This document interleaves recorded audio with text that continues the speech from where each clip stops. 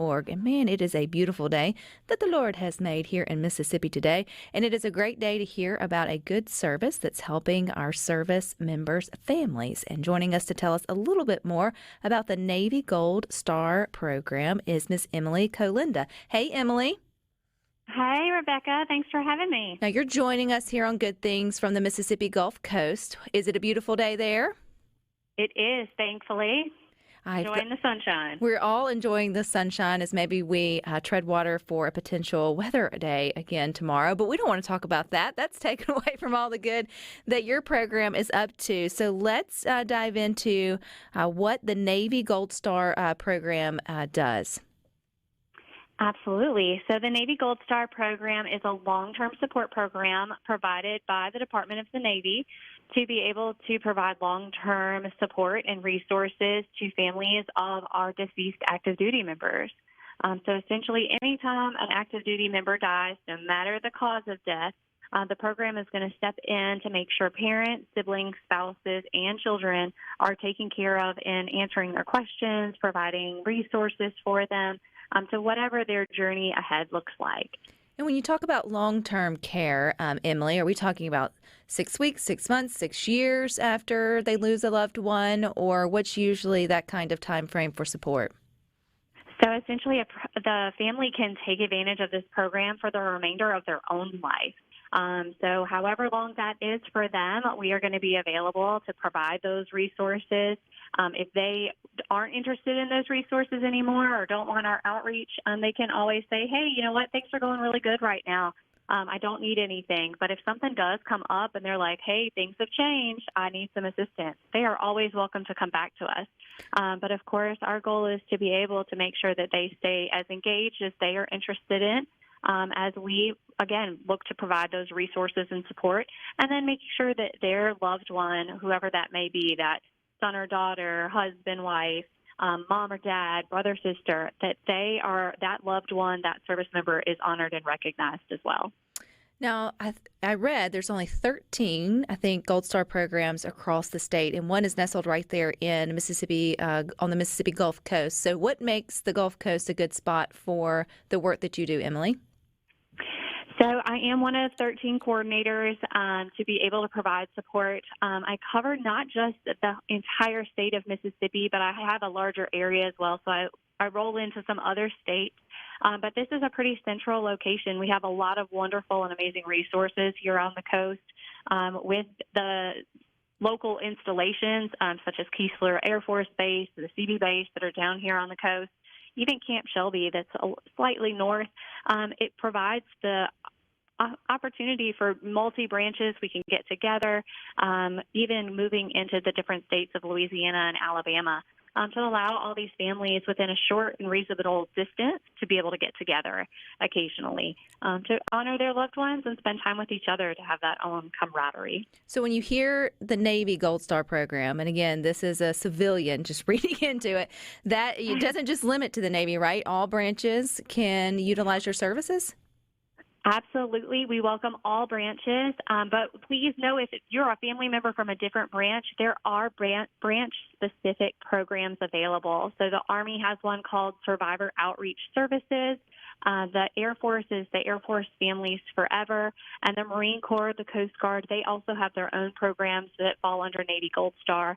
So no matter what, there's going to be a program that's going to help you out, but the Navy is never going to turn any survivor away. We definitely want to make sure that they are taken care of and information and support is provided to them. So I know conversations like this, Emily, today on Good Things, is always good to remind folks of the resources and tools and things available to them, but also, just to share about the good work.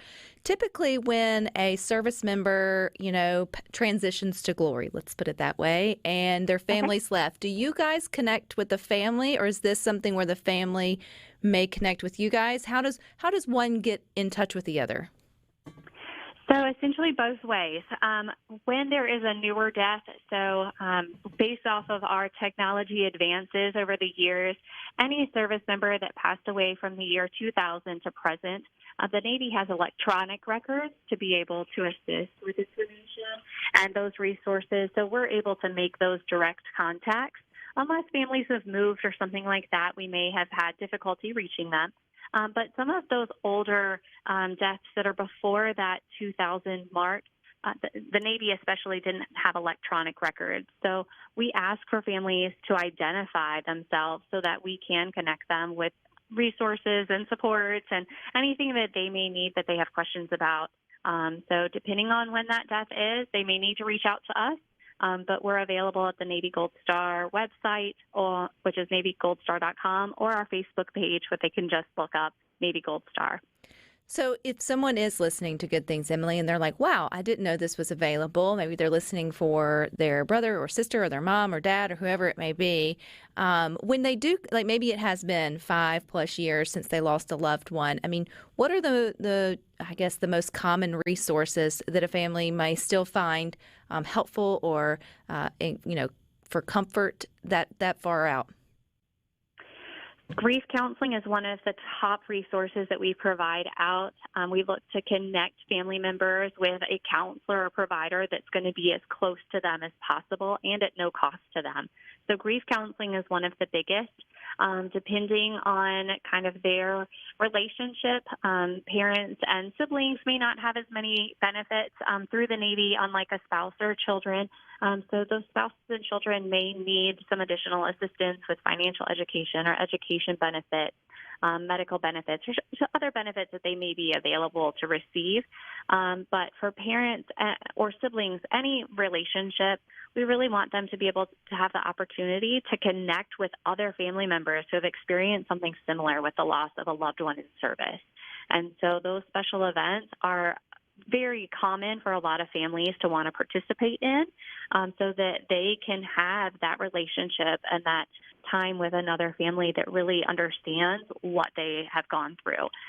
So even just connecting with us to see that their loved one is honored or connect with other people has been especially something that families that are a little farther removed from that time frame of their service member entering into glory, that they connect with our program for.